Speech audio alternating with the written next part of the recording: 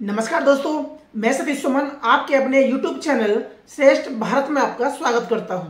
दोस्तों, आज है 13 अप्रैल और आज के ही दिन यानी कि 13 अप्रैल 1919 को पंजाब के अमृतसर में एक बाग था जिसका नाम था जलियांवाला बाग। और उस बाग में अंग्रेज अधिकारी के द्वारा भारतीय लोगों का नरसंहार हुआ।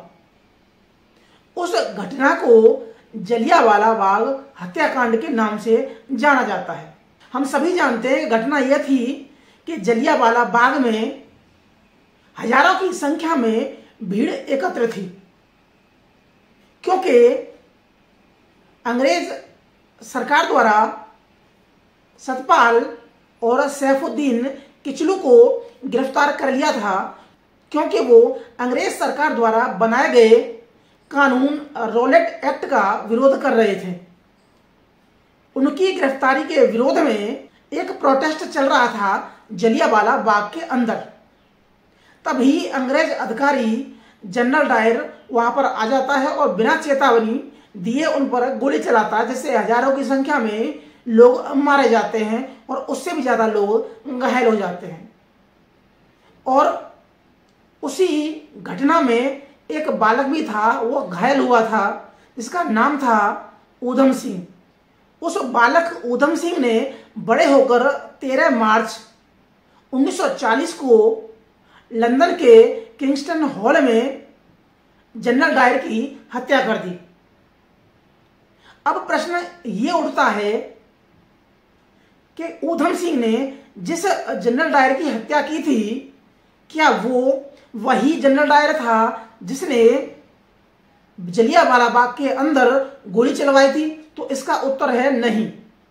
ऊधम सिंह ने जिस डायर को मारा था वो अलग था, और जिस डायर ने जलियांवाला बाग में जो गोली चलवाई थी वो अलग था।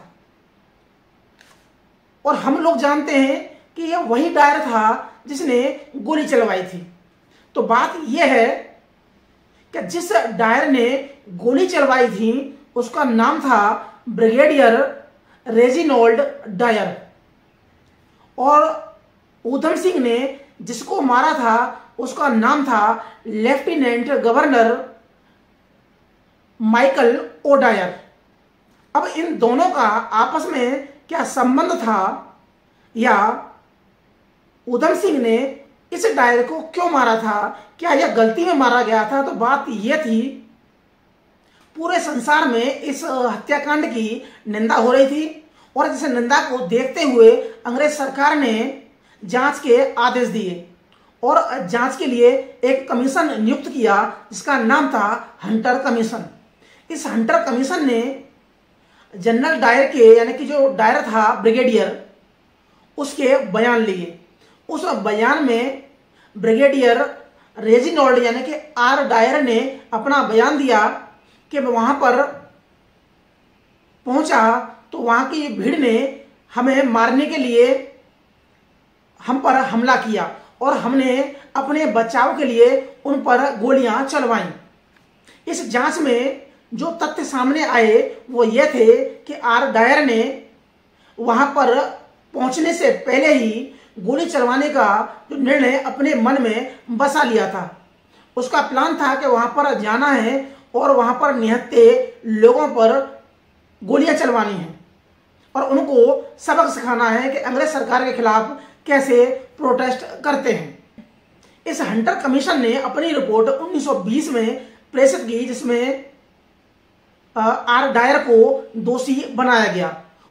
इसके फलस्वरूप आर डायर को डिमोट कर दिया गया, यानी कि उसका जो पद था वो अपने पद को और नीचे यानी कि डिमोशन कर दिया गया उसका। हम जानते हैं कि हमारी भारत की जो संसदीय प्रणाली है वो लंदन से यानी कि ब्रिटिश से ली गई है। हमारे यहाँ संसद के दो भाग होते हैं, एक अपर हाउस और एक लोअर हाउस। अपर हाउस को हम राज्यसभा कहते हैं और लोअर हाउस को हम लोकसभा कहते हैं। इसी तरह लंदन में जो अपर हाउस था उसे हाउस ऑफ लॉर्ड्स कहा जाता है, और जो लोअर हाउस था उसे हाउस ऑफ कॉमन्स कहा जाता है। इस हाउस ऑफ कॉमन्स में आर डायर के खिलाफ निंदा प्रस्ताव पारित किया गया, लेकिन हाउस ऑफ लॉर्ड्स में इसको बदल दिया गया, यानी कि वहां से यह पास नहीं हो पाया। हाउस ऑफ कॉमन्स मान रही थी कि इसमें दोषी पूर्ण रूप से आर डायर है, लेकिन हाउस ऑफ लॉर्ड्स ने यह माना कि आर डायर की इसमें कोई गलती नहीं है, उसने गोली अपने बचाव में चलवाई और इस हाउस में उसकी प्रशंसा भी की गई। हालांकि 1920 में दबाव के कारण आर डायर अपने पद से इस्तीफा दे देता है और 1927 में उसकी मृत्यु हो जाती है। यानी कि इस डायर की जो मृत्यु होती है वो 1927 में ही हो जाती है। और जिस डायर को ऊधम सिंह ने मारा था वो डायर मरा था 1940 में। उसका नाम था माइकल ओ डायर। अब माइकल ओ डायर की इसमें क्या भूमिका थी वो बताते हैं। तो माइकल ओ डायर उस समय लेफ्टिनेंट गवर्नर थे लंदन में। उसने इस आर डायर के द्वारा किए गए कृत्य को सही ठहराया और अपने रिपोर्ट में उसका बचाव किया और उसको क्लीन चिट दी। इसी बात से खफा होकर ऊधम सिंह ने 13 मार्च 1940 को लंदन के किंगस्टन हॉल में उसकी गोली मारकर हत्या कर दी। तो आज इस वीडियो के माध्यम से हमने जाना कि जलियांवाला बाग हत्याकांड का जो दोषी था उसका नाम था आर डायर और ऊधम सिंह ने जिसे मारा उसका नाम था माइकल ओ डायर, यानी कि दोनों डायर अलग अलग थे। तो आज के लिए सिर्फ इतना ही, मिलते हैं हम अगली वीडियो में, तब तक के लिए नमस्कार।